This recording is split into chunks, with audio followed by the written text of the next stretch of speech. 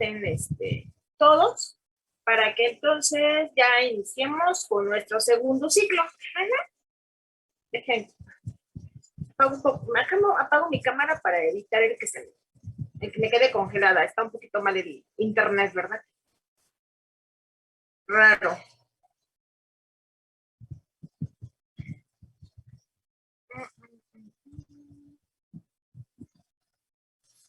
Bueno, ya todos están viendo la presentación, ¿verdad, chicos? Sí, ya. Sí. Ok, perfecto. Sí. Bueno, si me escucho cortada, porfa, díganme para ver si me puedo cambiar de línea, porque sí he estado desde la mañana fallando un poco. Bueno, vamos a iniciar entonces con nuestro segundo ciclo, que es el ciclo de nitrógeno. Alan, ¿recuerda qué tipo de ciclo es este de nitrógeno? Dentro de la clasificación que ya habíamos visto previamente. Sí, es de tipo gaseoso porque el último producto pues es nitrógeno molecular y normalmente pues se encuentra en estado gaseoso en la atmósfera. Ok, correcto. Y nada más no es el último. Acuérdese, es un ciclo. Es un ciclo y en un ciclo no hay un inicio y un fin. O sea, nada, está correcto lo que dijo, ya nada más el nitrógeno es un producto el nitrógeno molecular es un producto que vamos a encontrar en la atmósfera. Bueno, ya de hecho tuvieron examen, vino un esquema semejante al que les estoy mostrando aquí, en donde vimos algunos de los procesos: fijación, desnitrificación, reducciones, asimilatoria, no asimilatoria, nitrificación, hidratación, etc. Bueno, entonces hoy vamos a revisar un poquito sobre este ciclo. Este ciclo lo van a volver a ver cuando creo que el siguiente semestre, cuando llevan ecología del suelo. ¿Es el siguiente semestre? O microbiología del suelo, algo así creo que se llama. No, creo que no es el siguiente, profe. Creo que llevamos micología. No, bueno, no llevan, entonces es al otro. Van a llevar más adelante una UDA que se llama microbiología de suelo, y en esta van a ustedes a retomar nuevamente este ciclo. Bueno, entonces vamos a iniciar. Ya Ana nos comentó que este ciclo es un ciclo gaseoso debido a que uno de los productos que vamos a encontrar en la atmósfera es el nitrógeno en su forma elemental. Sí, este ciclo vamos a encontrarlo entonces tanto en atmósfera, litosfera. Se escucha mucho lo del autoclave, ¿verdad? Permítanme cerrar.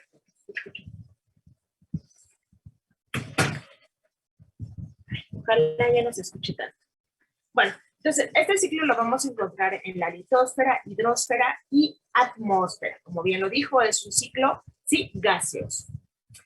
Al igual que en el ciclo del carbono, sí, el nitrógeno lo vamos a encontrar en los diferentes ambientes, tanto en su forma orgánica como en su forma inorgánica. El nitrógeno, ya habíamos visto, que es uno de los elementos principales o esenciales, ¿sí? Que son parte crucial básicamente de las células. Sin el nitrógeno, definitivamente, pues sería muy difícil el que un organismo pudiera sobrevivir. ¿Por qué? Porque esta molécula vamos a encontrarla en moléculas esenciales y centrales para la vida, como son los ácidos nucleicos. Imagínense toda la información genética de cada organismo, llámese procariote o llámese eucariote, va a estar inmersa en estas cadenas de ácidos nucleicos como el DNA o el RNA. Vamos a encontrarla como parte crucial de las proteínas, los aminoácidos. Imagínense toda la cantidad de aminoácidos, ¿sí? que encontramos en todos los organismos, en los aminoazúcares. Esos son solamente algunos ejemplos de moléculas orgánicas que vamos a encontrar como parte crucial, ¿sí? de todos los organismos. Entonces pregunto, ¿los organismos son parte fundamental para el reciclamiento de nitrógeno orgánico? Cuando un organismo muere, ¿sí? Un organismo pequeño o un organismo grande, si todas estas moléculas nuevamente regresan ya sea a un ambiente acuático o a un ambiente terrestre y son adquiridas o tomadas por organismos que pueden de alguna forma hidrolizarlas o metabolizarlas. Entonces, los organismos sí se considerarían un reservorio natural de nitrógeno orgánico, chicos. Pues sí, ¿no? Por las moléculas que tienen este elemento. En realidad sí, todos los organismos resultan ser, todos resultamos, pues también nosotros, ¿no? Resultamos ser un sustrato, ¿sí? De nitrógeno orgánico para todos los organismos. No nada más los humanos, los animales, las plantas, inclusive los propios microorganismos, llámense bacterias, levaduras, hongos, parásitos, lo que ustedes quieran, sí poseen algunas de estas, bueno, no algunas, poseen estas moléculas, sí, orgánicas de nitrógeno. En la atmósfera, uno de los elementos más abundantes que vamos a encontrar es el nitrógeno en su forma gaseosa. ¿Sí?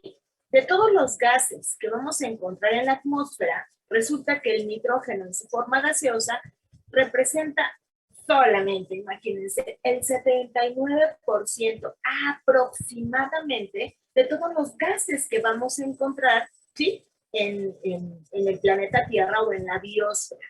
¿Sí? Lo que representa, ¿cuánto?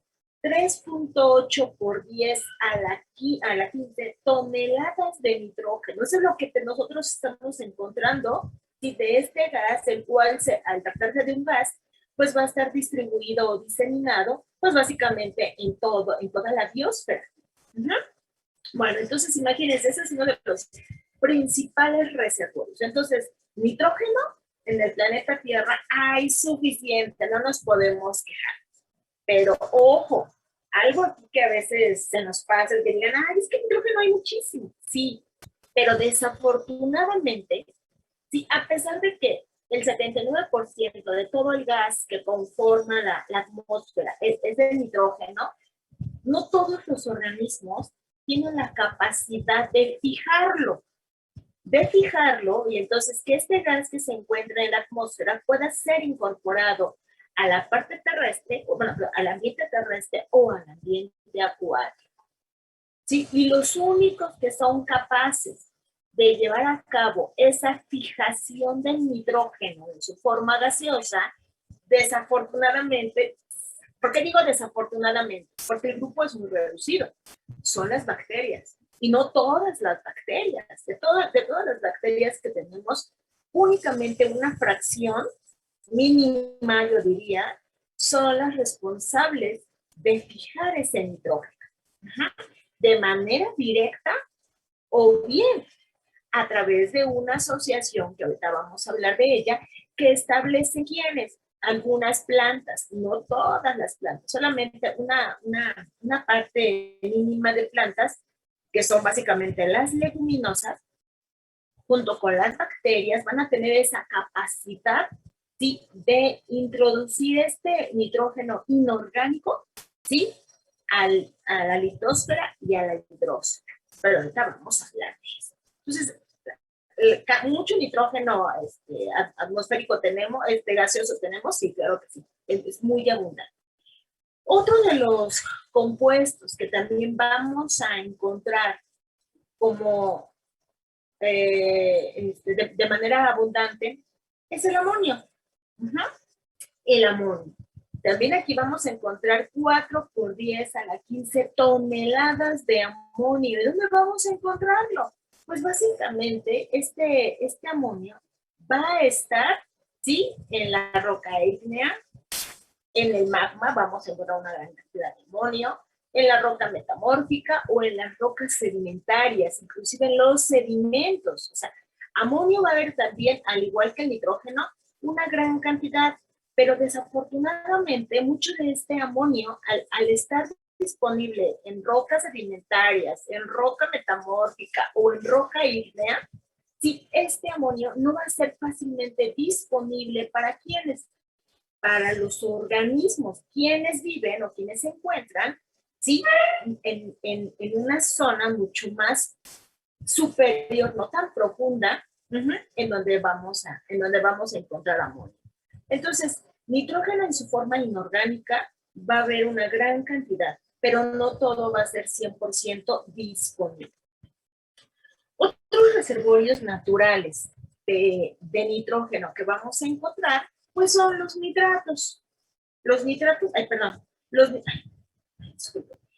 Esperen, que ya me hice aquí. Ay, perdón.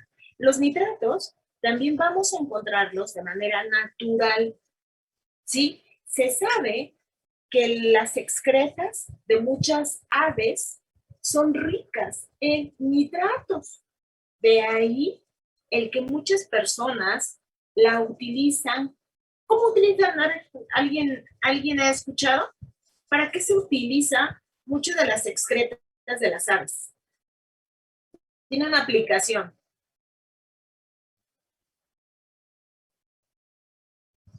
Chicos, yo sé que están cansados ya del examen. Yo lo sé. Nada más, repito, para que ya terminemos y se vayan a descansar y a comer y ya duerman, porque muchos están desvelados. ¿Alguien sabe para qué la gente de manera habitual en algunas de sus prácticas usa el excremento de las aves? Aquí les pongo un ejemplo de aves marinas, pero no son las únicas, también las aves de corral. Como fertilizante. ¿Como fertilizante? Como fertilizantes, Pues nada más podría efectivamente. ser como para determinación. Perdón, dígame. ¿Para la determinación de qué? No la acabé de escuchar. Se cortó. Termine su idea, no me acuerdo quién, es que no veo quién me está hablando. Creo que ya no quiso. Bueno, como fertilizantes, ¿sí? No se ha determinado que dentro de la composición de muchas de las excretas, ¿sí? De aves, bueno, aquí les pongo el ejemplo de las aves marinas, las aves de corral o inclusive de algunos mamíferos, ¿sí? Poseen en sus excretas grandes cantidades de nitrato. ¿Por qué hago énfasis en las aves marinas? Bueno, porque resulta que en todo el planeta Tierra, pues hay muchísimas islas que se encuentran cerca a los continentes, en donde muchas de las aves marinas pasan cierto periodo o parte de su ciclo de vida, ya sea para llevar a cabo la reproducción o únicamente para evitar estos cambios de temperatura. A lo mejor en invierno tienen que migrar a una zona en donde la temperatura es mucho más cálida. O hay algunos que se reproducen en ese lugar, hay otras aves que se dirigen hacia ciertos espacios. ¿Para qué? Pues para morir, básicamente, para concluir el ciclo de vida. Entonces resulta que muchas de las islas, ¿sí?, que están distribuidas en todos los continentes, son un gran reservorio de nitratos, ¿sí? Esto blanco que ustedes pueden visualizar aquí sobre este tipo de rocas, no es más que depósitos, ¿sí?, de las excretas de las aves, las cuales por las altas temperaturas lo que hacen es que se deshidraten fácilmente. Y entonces se dice que todo esto blanco, toda esta capa blanca que queda en la superficie, ¿sí?, es un sustrato sumamente rico en nitratos. Inclusive en Chile, en la parte del sur del continente americano, sí, es tanta la cantidad de nitratos que han sido depositadas en sus islas que ya tienen inclusive, sí, son minas, se puede decir minas de guano, se dedican de manera legal a la extracción del guano para distribuirlo como un fertilizante orgánico. Y esto en los últimos años ha tenido un auge muy importante debido a que ustedes se han dado cuenta que ya en el supermercado, ¿sí?, lo orgánico va hacia arriba, ¿no? Entonces es mucho más caro. Todos los alimentos que son tratados de manera orgánica, su precio sube. Económicamente, pues son importantes, y entonces muchos de estos alimentos orgánicos son fertilizados con nitratos, ¿sí?, que vienen básicamente de las aves. En México no es la excepción. En lo que es la parte del Pacífico, y el Golfo de California, ¿sí? La cantidad de pequeñas islas, ¿sí? Y el hecho de que lleguen una gran cantidad de aves, o sea, afortunadamente México está de manera intermedia en lo que es todo el continente americano. Y México sí recibe muchísimas aves, tanto del sur como del norte del continente. Entonces, en lo que es el Pacífico y el Golfo de California, todas las islas, sí, que están distribuidas ahí, tienen una gran cantidad de nitrato, ¿o sí? O excretas de las aves. ¿Cuál es el problema?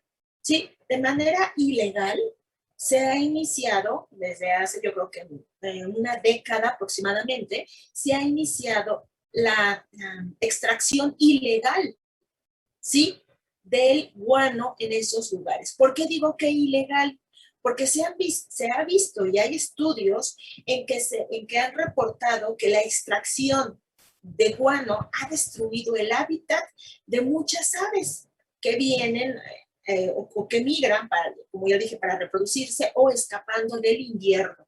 Entonces destruyen el hábitat y entonces ha generado que muchas aves dejen de venir a esos lugares por la destrucción.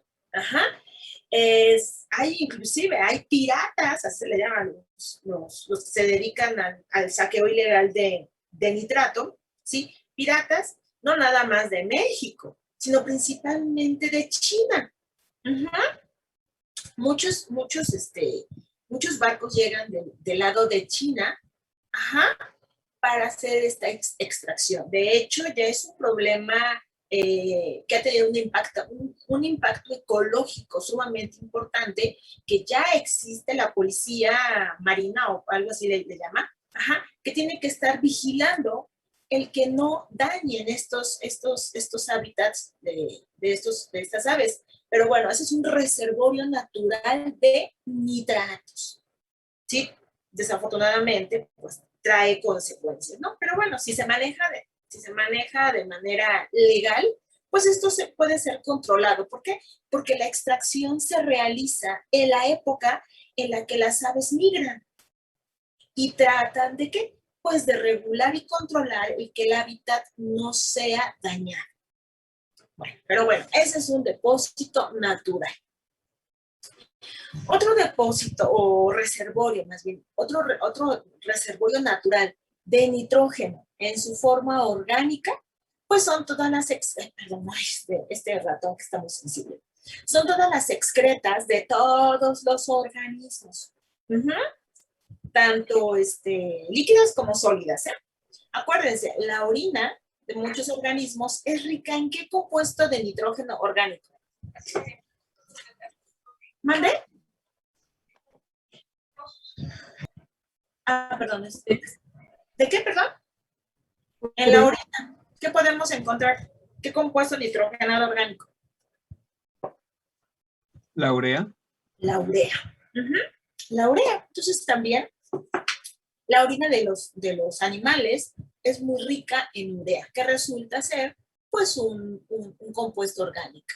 ¿Sí? Las mismas heces también son ricas, ¿sí? En compuestos orgánicos. Cuando los organismos mueren, ¿sí? Todos los desechos de las plantas, ¿sí? De los microorganismos, inclusive, tanto macro como micro, cuando mueren, sí, también los organismos superiores, todos ellos resultan ser también sustratos importantes del nitrógeno orgánico. Ya vimos por qué. La presencia de aminoácidos, de proteínas, del DNA, de RNA, de aminoazúcares, etcétera. Todo eso también es un aporte importante de nitrógeno en el suelo o bien en el ambiente acuático, ¿sí? Por ejemplo, ¿se acuerdan de esta coloración oscura que tienen muchos suelos? ¿Se acuerdan cuando trajeron sus suelos? ¿Sí? Que había algunos suelos mucho más negros o oscuros que otros. Tan solo el suelo que nos venden, en donde siembran los invernaderos, ¿sí? ¿Ustedes se han percatado que tiene una coloración muy oscura? Sí. Sí, ¿a qué creen que se deba esa tonalidad oscura? Y por eso es que se dice que es un suelo sumamente fértil. ¿No saben? Porque tiene abono. Bueno, eso lo hacen a través del compostaje, ¿verdad? Que es que de alguna forma lo mezclan con materia orgánica. Eso sí, pero aparte de eso, ¿no? Bueno, sí. Tiene unos compuestos que se llaman compuestos húmicos. Estos compuestos húmicos se van a ser o van a darle esa tonalidad oscura al suelo y son una importante fuente orgánica de nitrógeno orgánico que se genera o se favorece cuando el suelo es procesado a través de un compostaje. ¿Por qué? Porque la temperatura y la humedad favorecen, ¿qué? Pues favorecen su presencia. ¿Sí? Y la degradación, porque los compuestos húmicos son moléculas sumamente complejas, ¿sí? Que a una temperatura, pues, superior a 30 grados, 28, 30 grados, un poquito más, ¿sí? Favorecen su degradación, lo que hace que el suelo sea mucho más rico, ¿sí? En cuanto a nutrientes. Entonces, estos son algunos reservorios de nitrógeno orgánico. Bueno, entonces, en la naturaleza vamos a encontrar tanto iones, tanto nitrógeno en su forma orgánica como en su forma inorgánica. ¿Cuáles van a ser los más abundantes? En el caso del nitrógeno orgánico, sí, algunos de estos van a ser el amonio, el nitrito y el nitrato. Todos estos iones son solubles en agua. Por eso es que vamos a encontrarlos de manera abundante, tanto en ambientes terrestres como en ambientes acuosos, acuáticos. ¿Sí? En ambientes acuáticos y en terrestres. ¿Debido a qué? A que su movimiento es muy fácil. Al ser solubles, se pueden desplazar fácilmente de un ambiente a otro. Y con respecto al nitrógeno orgánico, pues ya vimos algunos ejemplos. Urea, aminoácidos, proteínas, azúcares, etc. A todos estos, pues ya vimos cuáles van a ser los reservorios y que los vamos a encontrar de igual manera en ambientes terrestres y en ambientes acuáticos. Y el nitrógeno en su forma elemental, en su forma así, elemental o gaseosa, pues vamos a encontrarlo ¿dónde? Pues en la atmósfera. Bueno, el nitrógeno es esencial para la vida de todos los organismos, llámense plantas, animales y microorganismos. Sí, como ustedes pudieron ver, sí, el nitrógeno es parte importante en la estructura de moléculas, ¿sí? Como material genético, proteínas. Entonces, es un elemento sumamente importante y de ahí, ¿sí? ¿Por qué analizar esto? ¿Por qué estudiar este ciclo? Sin embargo, como ya vimos, ¿sí? Este elemento no podría estar circulando en todo lo que conocemos como biosfera sin la presencia de bacterias y arqueas. ¿Por qué? Porque las bacterias y las arqueas, bueno, y en conjunto con algún grupo de plantas, van a ser los únicos organismos capaces de poder incorporar el nitrógeno en su forma gaseosa al ambiente terrestre y al ambiente acuático. Entonces, sin microorganismos, ¿sí? Los organismos superiores definitivamente no podrían, ¿sí? No podrían subsistir en lo que es la biosfera y no existiría la biosfera. La Tierra, el planeta Tierra, no podría ser considerado una biosfera como tal. ¿Sí? Acuérdense, la biosfera es el lugar en donde va a haber vida. Entonces, definitivamente la Tierra no sería un planeta habitable. Algo que podría estar sucediendo en los otros planetas que se encuentran en el sistema solar. ¿Sí? La ausencia de algunos organismos podría limitar la vida de organismos superiores. Bueno, entonces, el ciclo del nitrógeno, como ya dijeron, es un ciclo gaseoso, el cual vamos a encontrar al nitrógeno en forma gaseosa distribuida en la atmósfera, y no es el único. Vamos a encontrar otros gases, Sí, el óxido nítrico y el óxido nitroso, por ejemplo, también se van a depositar en la atmósfera en una menor concentración, claro, que el nitrógeno en su forma gaseosa. Vamos a encontrar también, sí, el reciclamiento del ciclo el reciclamiento del nitrógeno en ambientes terrestres y en ambientes acuáticos. Bueno, de manera general, este es un esquema del ciclo del nitrógeno, en donde vamos a ir analizando cada uno de los procesos, ¿sí?, que integran este ciclo. Como pueden ver, es mucho más complejo que el del ciclo del carbono. En el ciclo del carbono, ¿sí? A ver, ¿quién? Ruth, ¿podría decirme en el ciclo del carbono cuáles son los dos procesos básicos?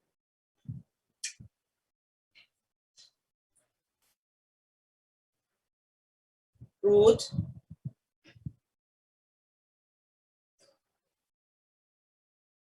¿No? Marina. No voy a pasar listas. A ver quién me contesta.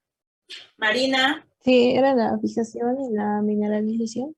Exactamente. Entonces era la fijación, ¿sí? Y la mineralización. Estos dos procesos básicos, conocidos como fijación y mineralización, también los vamos a tener aquí, en el ciclo del nitrógeno. En el ciclo del nitrógeno también va a haber un proceso denominado fijación y también va a haber un proceso conocido como mineralización, ya nada más que van a tener algunos otros nombres. Mariana, fijación, ¿con qué otro nombre se le conoce la fijación del carbono? Carbono.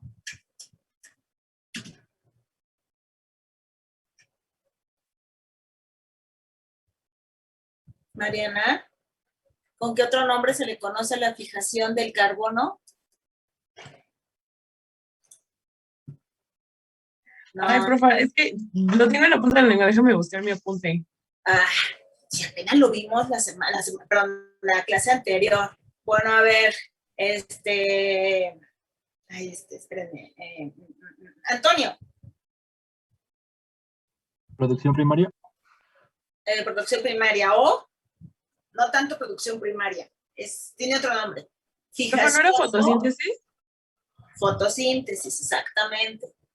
La mineralización, ¿qué otro nombre recibe en el ciclo del carbono? Respiración. Respiración, perfecto. Ok, bueno, entonces, vamos a ver entonces, déjenme hacerlo grande, quería ver mi lista para pasar quería ver la lista de quienes están para pasar la lista. Bueno, entonces, a ver, vamos a comenzar con un proceso, ¿sí? Y va a ser la fijación. Vamos a partir de ¿quién? Del nitrógeno en su forma gaseosa. El nitrógeno en su forma gaseosa tiene que ser introducido, ¿sí?, a la fase acuosa o terrestre. Y esto va a ser a través de qué reacción química vamos a llevar a cabo aquí en este proceso en particular. ¿Una reducción? Una reducción. Reducción, efectivamente. Bueno, entonces, la fijación del nitrógeno no es más que un proceso en el cual el nitrógeno es reducido, ¿sí?, ¿a qué? A amonio. Ustedes van a decir, oiga maestra, pero yo he encontrado una representación diferente, que es amoníaco. ¿Cuál es la correcta? ¿Produce amonio o produce amoníaco? A ver, chicos, ya entregaron reporte, hoy hicieron examen, ya hicieron un seminario. ¿Qué se genera a través de esta reducción? ¿Amonio o amoníaco? ¿NH3 o NH4? Alan, a ver, usted se desveló mucho estudiando. A ver, Alan, recuerda ahí. Es NH4. ¿Sí? ¿Están de acuerdo con Alan? ¿Quién dice sí? ¿Quién dice no? A ver, ¿y por qué? Según yo, se generan los dos. pero al final sí, o sea, sí también se genera amoníaco, pero al final sí tiene que llegar a amonio. Efectivamente. El producto final es amoníaco, NH3. Ese es el producto final de esta reducción. Sin embargo, el amoníaco es muy inestable, es sumamente inestable. Y entonces, ¿qué? Para estabilizarse, ¿qué es lo que hace? Ganar un hidrógeno. Y entonces, lo que vamos a encontrar con una mayor abundancia, pues va a ser el amonio, no el amoníaco. Ajá, al final, ¿sí? Todos los ciclos generalmente están representados, yo creo que en su mayoría, yo creo que el 99% de todos los esquemas del nitrógeno que ustedes puedan encontrar van a estar representados por el amonio, pero en realidad el producto que se está generando, ¿sí? A través de esta reducción va a ser el amoníaco, pero es muy inestable. Es por eso, entonces, no se sorprendan si en algún esquema que ustedes revisen encuentren el NH3 y en otros NH4. Me decía, pero ¿cuál es cuál? Sí, nada más es esa es la justificación, porque en algunos pueden encontrar NH3 y en la mayoría van a encontrar NH4 por la inestabilidad que tiene el amoníaco, ya sea en el suelo o en el agua. Bueno, entonces es una reducción perfecta. Ajá, entonces se convierte, aquí se los volví a poner porque acuérdense, si ustedes dicen se convierte, les voy a decir, sí, está bien, se convierte, pero ¿a través de qué reacción? Si ustedes quieren utilizar la palabra convierte, está bien, déjenla. A veces nosotros sí, a la hora de estar escribiendo o hablando, pues así como que de manera automática decimos se convierte, se transforma, pero podemos complementarlo, se convierte a través de una reacción de reducción en amonio. Y es válido, ¿va? Bueno, entonces, para que se lleve a cabo la fijación del nitrógeno, se puede realizar por dos vías. Ajá. Una es a través de una asociación simbiótica entre un grupo de microorganismos y un grupo muy específico de plantas. A esta se le llama una fijación biológica o simbiótica. Ajá. Fijación simbiótica podemos dejar. Y existe otro tipo de fijación que se le conoce fijación por microorganismos de vida libre. ¿Qué quiere decir microorganismos de vida libre? Ajá, quienes ya dieron el seminario, o bueno, ya todos entregaron reporte, tuvieron que haber leído un poco sobre el ciclo. Cuando hablamos de cuando hablamos, por ejemplo, de la fijación del nitrógeno a través de microorganismos de vida libre, ¿a qué nos referimos? A que la fijación la van a llevar a cabo procesos microbiológicos. En los dos se llevan a cabo procesos microbiológicos. Brian, ¿recuerda? No recuerdo muy bien, pero según yo, los microorganismos de vida libre son como, pues sí, los que están ahí, ¿no? Y que no pueden causar algún daño o algo así. No. Pues Están son ahí los aquellos todos. que están difundidos en el ecosistema. ¿Qué, perdón? No escuché la palabra, nada más algo de ecosistema, pero no la escuché toda. ¿Me puede repetir, por favor? Son aquellos que están difundidos en el ecosistema. Van a estar distribuidos, sí, pero si hablamos que llevan a cabo la fijación, ajá, pero son microorganismos de vida libre. Aquí les dije, aquí el microorganismo establece una asociación simbiótica con una planta. ¿Para poder qué? Para poder fijar ese nitrógeno que se encuentra en la atmósfera. ¿Cuál es la diferencia con estos? Pues que no necesitan de hacer una asociación. Exactamente, Rodrigo. Rodrigo o Dani, no sé quién me contestó, perdón. Exactamente. Estos organismos sí se encuentran distribuidos ampliamente en los ecosistemas, sí, es cierto. Pero aquí la diferencia con este otro grupo es que ellos no requieren establecer ningún tipo de asociación. ¿Con quién? Con una planta. Por sí solos, Estos organismos tienen la maquinaria enzimática para poder llevar a cabo la fijación del nitrógeno. Ay, Dani, se le escucha, sí, su micrófono, Dani, por favor. Se escucha ruido. Gracias. Ajá, bueno, entonces vamos a ver en qué consisten estos dos procesos de fijación. Ok, bueno, la fijación del nitrógeno a través de la asociación simbiótica, ¿sí? La van a establecer ¿quiénes? Las bacterias. ¿Las bacterias con quién? Con la planta. ¿Y qué grupo de plantas? Ah, pues únicamente un grupo de plantas conocidas como leguminosas. A estas bacterias también se les va a conocer como bacterias diazotróficas. Ajá, son organismos diazótrofos. Sí, entonces si ustedes encuentran organismos diazótrofos o bacterias diazotróficas, nos referimos a que tienen la capacidad de ¿qué? De fijar nitrógeno. Uh-huh. Bueno, estas bacterias van a generar estas pequeñas nodulaciones, ¿sí? O protuberancias en la raíz de las leguminosas, ¿sí? No crean que las plantas están enfermas. No. En estos nódulos se va a llevar a cabo ¿qué? Esta fijación del nitrógeno. Ajá, dentro de estos nódulos, de manera normal, todas aquellas plantas que no posean estos nódulos, quiere decir que no son capaces de nodular y no tienen la capacidad de fijar nitrógeno. Ajá. Dentro de algunas leguminosas que han sido ampliamente estudiadas y se han identificado qué grupo de bacterias diazotróficas poseen, son la soya, el chícharo, la alubia, trébol, alfalfa, frijol.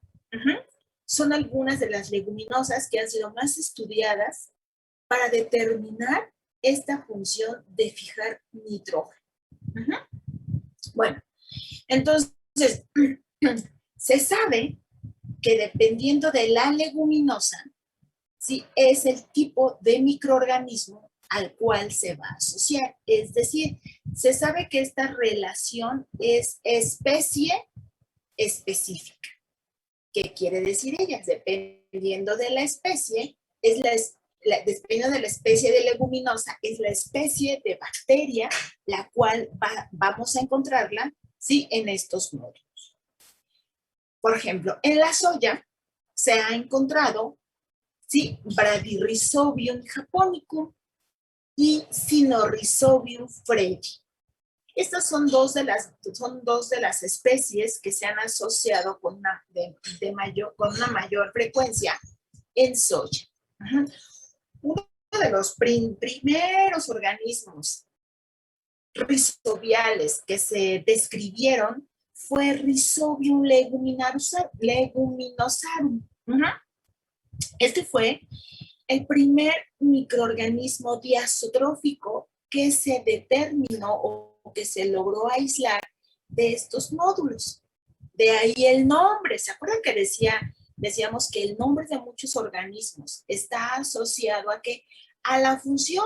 Bueno, pues este Rhizobium se asocia a leguminosas, ¿sí? Que en conjunto llevan a cabo ¿qué? La fijación del nitrógeno. Ya vieron que los nombres es fácilmente, algunos, no todos, algunos son fácilmente asociados a la función. Bueno, ¿quiénes son los organismos o los géneros? Más bien, ¿cuáles son los géneros que se han asociado, ¿sí? A estas leguminosas?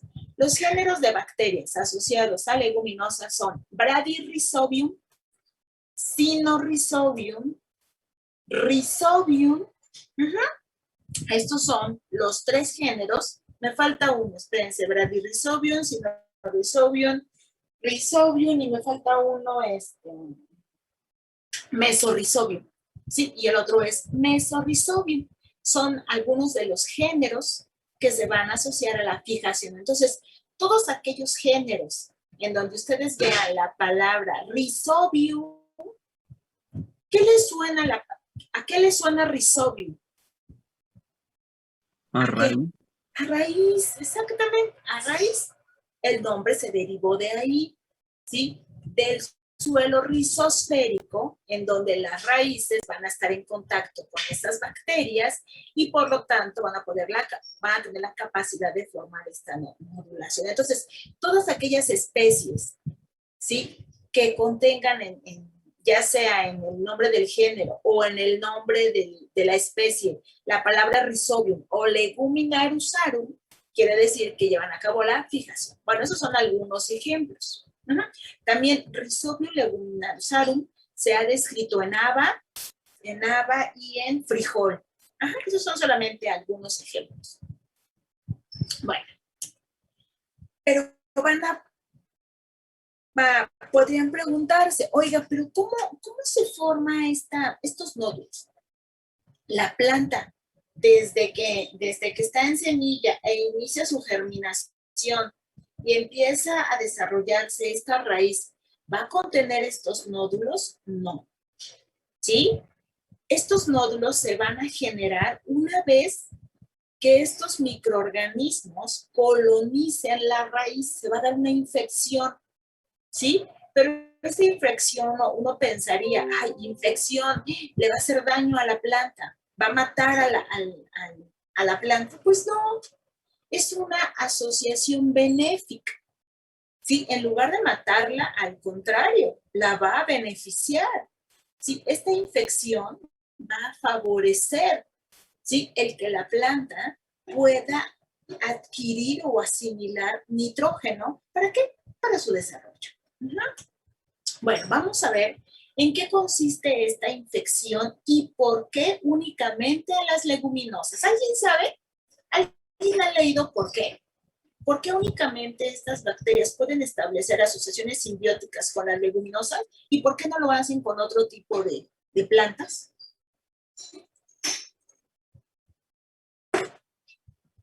¿Alguien lo ha leído, chicos?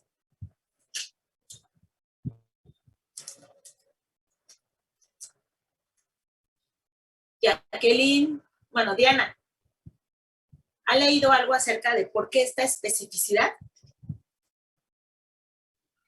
No, la verdad no.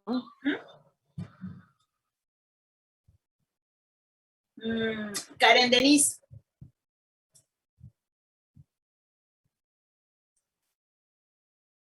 ¿Ustedes han leído algo sobre bueno, Joel dice tampoco, sobre la especificidad? ¿Por qué los Rhizobium únicamente colonizan a leguminosas y no a otro tipo de plantas?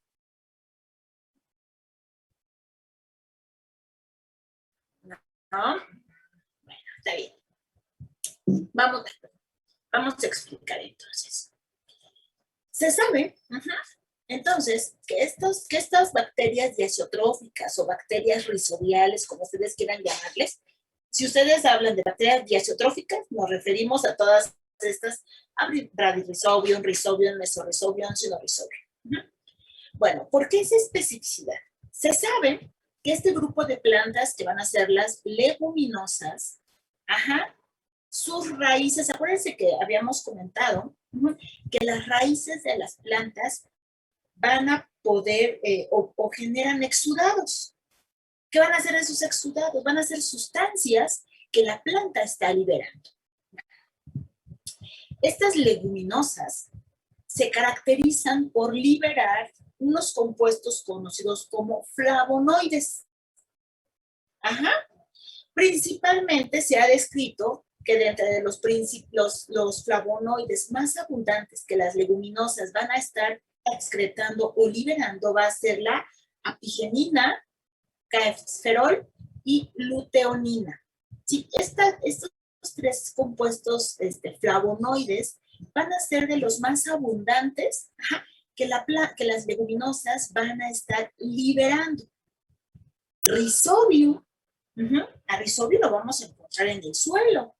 Sí, es un organismo, ¿sí? Que vamos a encontrarlo ahí, es su hábitat. Sí, es parte del hábitat natural de los Rhizobium de encontrarlos en el suelo. Entonces, Rhizobium ¿Han escuchado ustedes de la comunicación química que tienen los organismos? ¿Sí? ¿Han escuchado, chicos, sobre la comunicación química que los organismos tienen? Axel, ¿usted ha escuchado sobre la comunicación química? Van a decir, ¿cómo los microorganismos, bueno, en general, los organismos, tanto los micro como los macros, se comunican a través de compuestos químicos? Axel, ¿ha escuchado algo acerca de esto? Bueno, Alan, levantó la mano. Alan, ¿usted sabe o ha escuchado? Bueno, solo como ejemplo, no sé si esté bien. Alguna vez leí que por ejemplo cuando están cortando el pasto, realmente como que ese olor que nosotros percibimos es una señal que se están mandando entre sí, no, bueno, no sé cómo decirlo, pues las hojas, ¿no? Al demás pasto de que pues está como que siendo atacado o algo así. No tanto Va las por ahí. demás hojas, es más bien va para los insectos o algunos animales. Las plantas, sí, perfecto, ese es un buen ejemplo. Todas las plantas, bueno, las plantas, nosotros los humanos, los animales, los microorganismos, todos llevamos a cabo o tenemos, o hemos desarrollado mecanismos de comunicación química. ¿Han escuchado sobre las feromonas? ¿Sí han escuchado sobre las feromonas? Y que hay feromonas sexuales o también llamadas feromonas de atracción. En los animales es muy común, ¿sí? Las hembras emiten ciertos compuestos que el macho reconoce. ¿Para qué? Pues para llevar todo este cortejo y después se da la reproducción. En los insectos sucede lo mismo. Se emiten estas sustancias para que los insectos entre ellos reconozcan, ¿sí? Se inicia el cortejo y también la reproducción. Entre plantas e insectos también. ¿Cómo un insecto va a saber que debe de atacar a esa planta en particular? Porque también las plantas emiten compuestos químicos que los insectos o los animales van a identificar y van a saber cuál árbol es propenso a ser atacado, ¿sí? Y que sea fácilmente colonizado. Las bacterias pueden tener los genes para producir cierto antibiótico. Pero tiene los genes. ¿En qué momento una bacteria reconoce que debe de producir esos genes? ¿Sí? Es a través de que otro organismo libere ciertos compuestos. En ese momento la bacteria se siente, su entorno cambia y como una forma de defenderse y no ser removida de ese ambiente, produce ciertos compuestos que pueden actuar como antibióticos o antifúngicos e inhibir, ¿sí?, el crecimiento de otros organismos que pueden estar colonizando su hábitat. Bueno, entonces, sí, está muy bien el ejemplo que nos puso Alan. Efectivamente, esa es la comunicación química. Sí, nosotros los humanos, ¿sí?, dicen que la atracción también está dada por esas feromonas.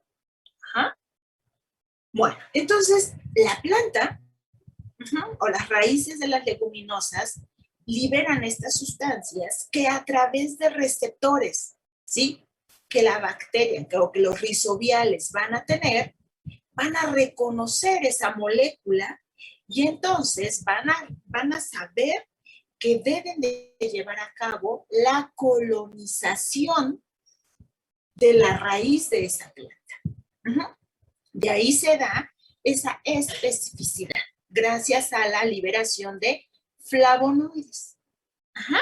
Bueno, sí, chicos, sí queda claro por qué esa especificidad, por qué solamente con leguminosas y no con otras plantas. ¿Sí, chicos? Sí.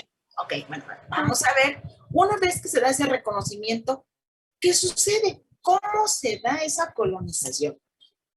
Bueno, entonces, a ver, ya dijimos, la planta, o la raíz más bien dicho, lo que hace es que libera esos flavonoides, aquí está el esquemita, libera los flavonoides. Al liberar los flavonoides, ¿sí? Rhizobium reconoce que debe de colonizar a esta raíz o a esta planta. Rhizobium va a liberar, ¿sí? En el momento en que percibe la presencia de flavonoides, libera algo que se conoce como factor NOT. Este factor NOT es el que va, es como la llave, ¿para qué? Para que la raíz, ¿sí? Permita la colonización de la bacteria hacia la raíz. Las raíces, estos son los pelos radiculares de la raíz, tienen receptores para este factor NOT. Entonces, este factor NOT es reconocido rápidamente por la raíz y entonces esto va a permitir el que la bacteria pueda iniciar el proceso de colonización y la infección. Ajá. En este momento, ¿sí? Rhizobium inicia la infección, penetra las células vegetales, ¿sí? Y va a ser introducido, pero ojo, ¿sí? Cuando se introduce Rhizobium, queda desnudo. Ajá, no va a entrar la bacteria como tal. En este proceso de fusión, como que hay una fusión celular de la raíz vegetal junto con Rhizobium, Rhizobium va a quedar desnudo. Va a perder su pared. Pero el hecho de perder la pared no quiere decir, sí, que se va a morir. No, para nada. Ese es el mecanismo que ha desarrollado la bacteria. Ajá, pierde la pared y entonces esto va a favorecer, ¿qué? La infección. ¿Sí? Cuando decimos infección, rápidamente lo asociamos a algo maligno, ¿sí? Y que se está generando un daño. No, para nada, ¿sí? El hecho de que Rhizobium se esté penetrando a la célula no quiere decir que va a matar el árbol, a la planta, ¿no? No, al contrario, se está dando esta complementariedad, esta simbiosis, ¿sí? Y entonces, ahora sí ya, Rhizobium penetra a la célula, inicia la reproducción. Cuando Rhizobium está dentro de la célula vegetal, se dice que son bacteroidetes. Ajá. ¿Sí? ¿Por qué? Porque está desnudo. Únicamente es por eso. No crean que hay una transformación, se cambia. No, únicamente es porque es mucho más fácil, sí, la infección. Inicia su reproducción, ¿sí? Aquí dentro de la célula inicia esta reproducción, ¿sí? De la célula. En ese momento, ¿sí? Rhizobium va a llevar a cabo la fijación ¿de quién? La fijación del nitrógeno. Ajá. Bueno, ¿y cómo es que se da a cabo esta fijación? Bueno, hasta aquí, chicos. ¿Sí queda claro esta parte de cómo es que se da la infección y el reconocimiento? ¿Aquí vamos? Sí. ¿Sí? Sí. ¿O hay alguna duda? Lo explicamos nuevamente, no hay ningún problema. Profe, todo bien. Todo bien, ok. Ya nada más aquí para complementar algo. Como les comenté, Rhizobium tiene la capacidad de liberar este factor NOT. El factor NOT se dice que es el responsable de formar ¿qué? ¿Qué creen que tiene que formar el factor NOT? ¿Es el responsable de qué? ¿A qué le suena la palabra NOT? ¿Al nódulo? El nódulo. Acuérdense, aquí todos los nombres hay que asociarlos a algo. Sí, el factor NOT se dice que es el responsable de ¿qué? De formar esa nodulación. Cuando Rhizobium, ¿sí? Coloniza a las células vegetales, se genera este nódulo. Ajá, este nódulo. Y este nódulo, ¿sí? Se va a generar, pues básicamente uno de los responsables es que es este factor NOT. Si la bacteria no produce factor NOT, entonces la célula vegetal no va a permitir la colonización. Puede haber organismos, ¿sí? Bueno, rizobios, que en ocasiones pierden este factor NOT, sí. Sí, hay algunos rizobios que pueden perder la habilidad de producir este factor NOT. Entonces, puede haber rizobium, puede haber leguminosa, sí, pero si la bacteria no está emitiendo o no está liberando este factor, imposible que se dé esa asociación. Este factor NOT va a estar codificado por 3 genes. Es un cassette, es un pequeño clúster, así se le llama, clúster de genes. ¿Sí? El factor NOT es codificado por los genes NOT. NOT A, NOT B y NOT C. Acuérdense, los nombres son muy fáciles, todos tienen relación. Entonces, el factor NOT se codifica por estos genes. Cuando nosotros en el laboratorio aislamos a microorganismos rizobiales, y para evaluar la capacidad que puedan tener para su nodulación, pues a través de la biología molecular y la PCR, lo que hacemos es que la búsqueda de estos 3 genes, el gen NOT A, NOT B o NOT C. Si la bacteria tiene el gen NOT A, de manera indirecta, ¿qué nos está indicando, chicos? Si en un organismo encontramos estos genes, ¿qué nos está indicando?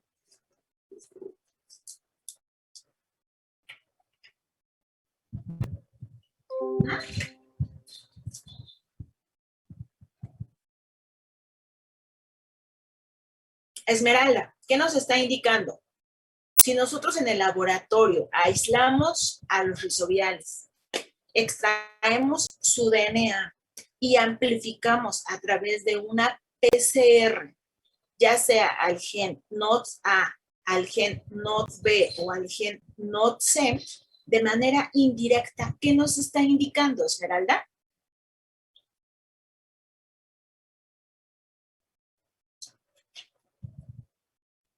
¿Me puede repetir la pregunta, por favor? Si en el laboratorio aislamos a organismos rizobiales, les extraemos su DNA y amplificamos a través de una PCR el gen NOT A, NOT B o NOT C, ¿qué nos estaría indicando?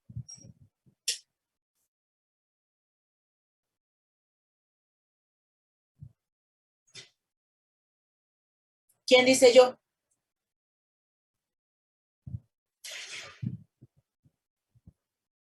Chicos, despierten. ¿Qué les está indicando si una bacteria tiene esos genes? Es que se puede codificar este factor NOT. Exactamente, que la bacteria tiene la capacidad de codificar este factor NOT y por lo tanto esa bacteria puede generar la nodulación. Eso es lo que se hace de manera habitual en los laboratorios cuando trabajamos con estos organismos. Ok, no, o sea, la otra es irnos a la plantita, ¿sí? Tener la bacteria, infectar a la planta y ver si forma nodulación después de algunas semanas o de algunos meses. Depende de la planta, es el tiempo en el que puede formar ese nódulo. Entonces, imagínense esperarse un mes para ver si la bacteria tiene la capacidad de nodular a la raíz. Pues no, ya me hice viejita, ¿verdad? Entonces, es más rápido utilizar estos genes para determinar de manera mucho más rápida si las bacterias tienen la capacidad de codificar para este factor de nodulación. Ok, bueno, entonces ahora, perdón, ya estamos acá. La bacteria ya está dentro de la célula, ya se está reproduciendo. Ya está en su forma de bacteroide, acuérdense, quedó desnudo. Entonces, ya que está dentro de la célula, ¿qué continúa? Pues el que se lleve a cabo este proceso de fijación. Vale, entonces, ¿cómo es que se lleva a cabo esa fijación? Es toda esta ruta. Este es el mecanismo Ajá. Que siguen los organismos para llevar a cabo la fijación. Ajá. Para llevar a cabo la fijación, se requiere que la bacteria no únicamente esté codificando este factor de nodulación, sino que también posea un complejo enzimático de nitrogenasas. ¿Sí? Este es el clúster. Esto que ven aquí es un clúster o es este complejo enzimático al cual nos referimos, en donde cada una de estas subunidades van a estar, ¿qué? Pues van a estar participando para que entonces se lleve a cabo todo este proceso para que la bacteria pueda llevar a cabo el proceso de fijación y entonces obtener, ¿qué? Obtener el amoníaco, NH4. Algo muy importante es que este complejo de nitrogenasas van a ser dependientes de dos elementos secundarios o trazas, que va a ser el fierro y el molibdeno. Ajá. El fierro y el molibdeno son dos elementos traza que si el organismo no los posee, no va a llevar a cabo esta actividad. ¿Sí? Se requieren con cantidades mínimas, ¿sí? Pero son elementos o son cofactores que deben de estar presentes para favorecer la actividad enzimática.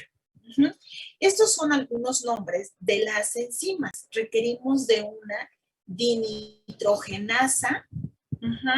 Ya requerimos de la dinitrogenasa. ¿Para qué? Pues para llevar a cabo este proceso de reducción.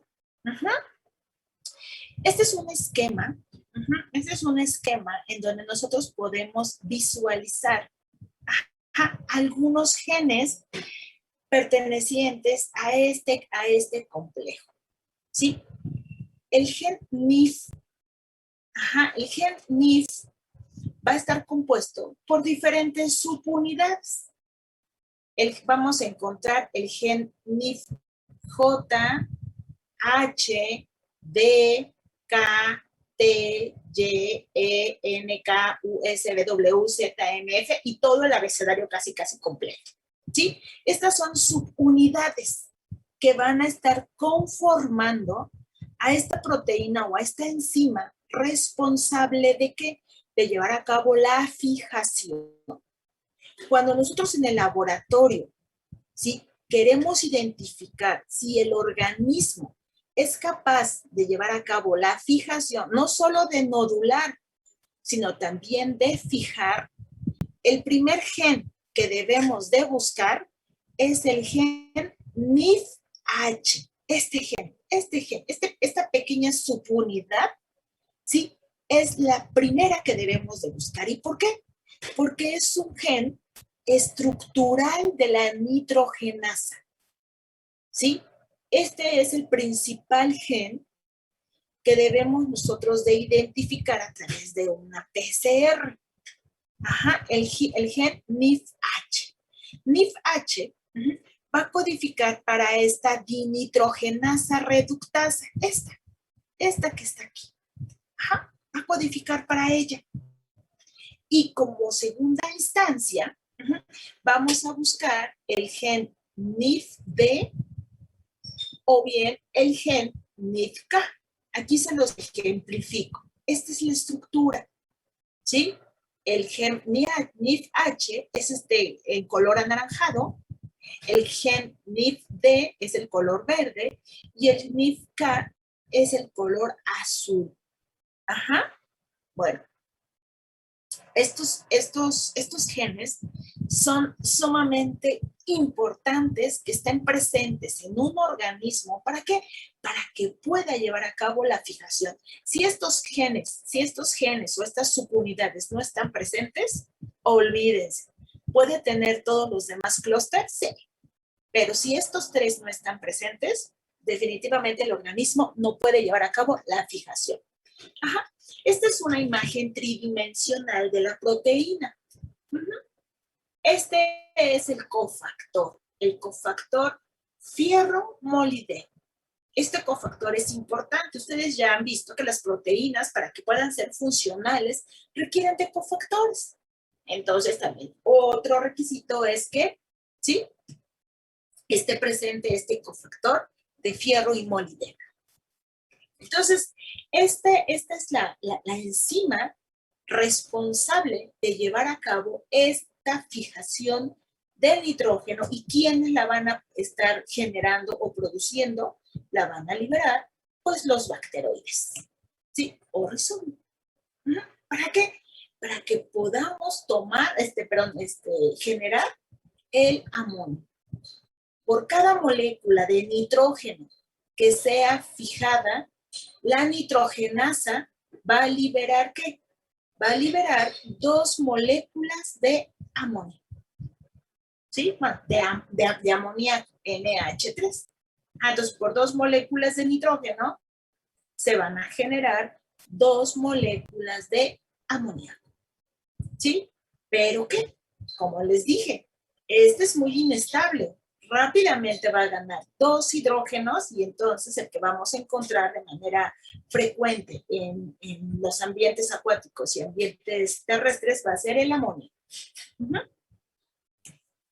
Bueno, eso es con respecto a la fijación de nitrógeno cuando establece una asociación simbiótica con las leguminosas. ¿Hasta aquí vamos, chicos? ¿Va claro?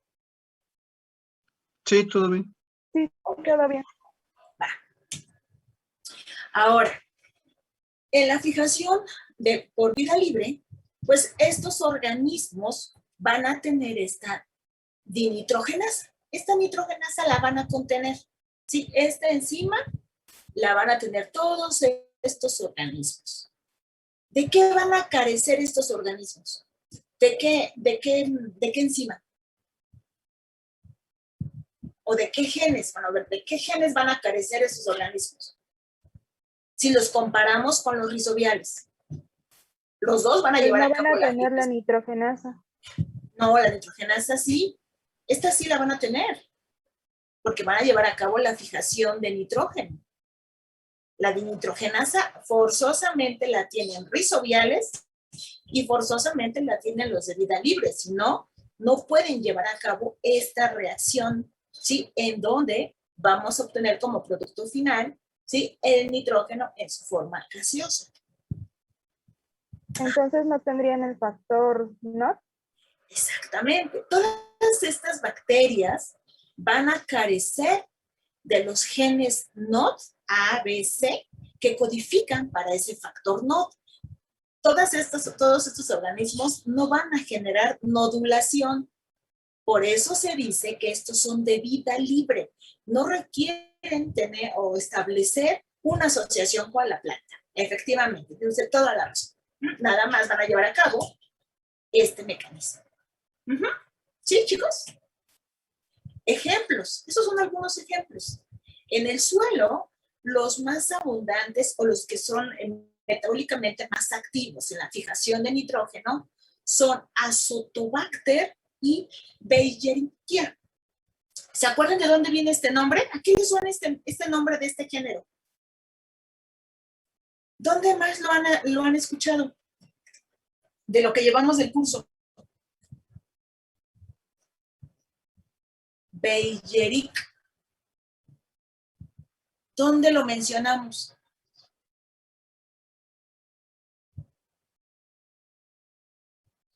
¿Alguien se acuerda? ¿No era uno de los padres de la ecología microbiana? Exactamente. Sí, era colega o colaborador de Vinodrasky. Y junto con Vinodrasky, ¿se acuerdan que ellos fueron los que iniciaron a estudiar prácticamente lo que es el ciclo del nitrógeno? Ajá. Bueno, y generaron este microecosistema conocido como columna de Vinodrasky. Bueno, la columna de Vinodrasky, pues el nombre viene de Vinodrasky. Y en honor a Martinus Bergeric, ¿sí?, esta bacteria fijadora de nitrógeno, bueno, el género, más bien dicho, el género, ¿sí? que lleva a cabo la fijación de nitrógeno, pues lleva su nombre, ¿sí? Por tratarse de uno de los pioneros en el estudio del ciclo del carbono, del ciclo de nitrógeno, principalmente de la fijación. Bueno, otros organismos que pueden llevar a cabo, ¿sí? la fijación, o sea, que de los que ustedes conocen aquí, a ver, Pseudomonas, Bacillus, Klebsiellas, así como hay Klebsiellas patógenas, también hay especies del género Klebsiella que son benéficas. Vibrio, pues todo el mundo escucha vibrio y lo asociamos a vibrio cólera, ¿no? Que es un patógeno. Pues no, también algunas especies de vibrio tienen tiene la capacidad de fijar nitrógeno. Clostridium, Chromatium. Bueno, entonces, esos son ejemplos de algunos organismos que tienen la capacidad de tener esta dinitrogenasa y fijar nitrógeno. Entre los organismos acuáticos que llevan a cabo este proceso, pues encontramos Anabaena, Nostoc, Gloestrichia y Calostic. Sí, esas son algunas de las cianobacterias que llevan a cabo la fijación. ¿Qué hacen las cianobacterias? ¿Qué otro papel tienen las cianobacterias? ¿Alguien me puede decir? Tienen función fotosintética también, ¿no? Tienen a cabo función de fijar el carbono. Y no nada más fijan carbono, también están fijando, ¿qué? Nitrógeno. Entonces, imagínense la importancia que tienen estos organismos. Fijar dos gases esenciales para la vida, carbono y nitrógeno. Bueno, esos son algunos ejemplos de organismos fijadores de vida libre. Bueno, entonces hasta aquí. ¿Alguna pregunta sobre fijación, chicos? No. ¿No? ¿Todo claro? Ok. Bueno, ya casi. Bueno, seguiríamos con los siguientes procesos. Continuamos con la monificación y les robaré yo 5 minutos o aquí le dejamos en fijación. Ya están cansados, yo sé que ya están cansados. Mejor aquí lo dejamos. ¿Sí? Bueno. Sí, porque a monificación como 5 minutos más me tardaría y ya son las 2:27. Entonces, bueno, aquí dejamos la sesión, chicos. Si está claro todo hasta fijación, está correcto. Me doy por servida porque yo sé que hoy sí fue un día un poquito complicado para ustedes por todo lo que involucró el examen. Entonces, bueno, ¿ya vieron la importancia que tienen estas interacciones? Sí, esta es una interacción sumamente importante para que pueda ser todo este nitrógeno que tenemos en la atmósfera pueda ser aprovechado. Y no se aprovecha todo. Ese 79% que hay en lo que es la ecosfera o biosfera, únicamente se está aprovechando una fracción mínima. Y más, bueno, hoy en día, por la actividad antropogénica, ¿sí? Esta cantidad de nitrógeno también se está incrementando. Pero vamos a ver eso cuando veamos el proceso de desnitrificación, que es la pérdida ¿de qué? De nitrógeno en su forma gaseosa. Ustedes ya lo vieron, ¿se acuerdan en la práctica? Eran estos tubitos de medio desnitrificante que eran verdes y que como veían que en sus campanas de Durham estaba atrapado el gas. ¿Recuerdan? ¿Sí? Sí. Bueno, pues ahí también hay una pérdida. El ciclo del nitrógeno, desafortunadamente, así como en el ciclo del carbono, también está en desequilibrio. Sí, porque muchos de los gases intermediarios que se forman antes de llegar a nitrógeno en su forma gaseosa, también son considerados gases efecto invernadero. Pero bueno, al menos hoy vimos ya uno de los procesos pues cruciales, que es la fijación. Entonces, si no tienen alguna pregunta o comentario, chicos, nos veríamos hasta el día martes. Sí, recuerden, tenemos práctica en la sección número 1. Por favor, sean puntuales, porque esta práctica sí es un poquitito larga. Y vayan leyendo. Esta práctica, generalmente la vamos haciendo todos de manera simultánea. Todos vamos al mismo tiempo realizando las prácticas. Entonces, pues revisen su protocolo de degradación de surfactantes. Porque sí es un poco larga. ¿Cómo se llama la técnica de degradación de surfactantes? ¿La técnica de qué? Sam. De SAMS. Exactamente. Entonces revísenla, chicos. Lean la técnica, por favor. ¿Sí? Para que sea mucho más rápido el poderla mañana realizar. Y ya, pues nos quedamos, la mitad del grupo, nos quedamos en manera presencial y la otra mitad pues, lo tomará de manera virtual. Entonces nos vemos el día martes. Sí, hay que ser puntuales para que rápidamente podamos avanzar.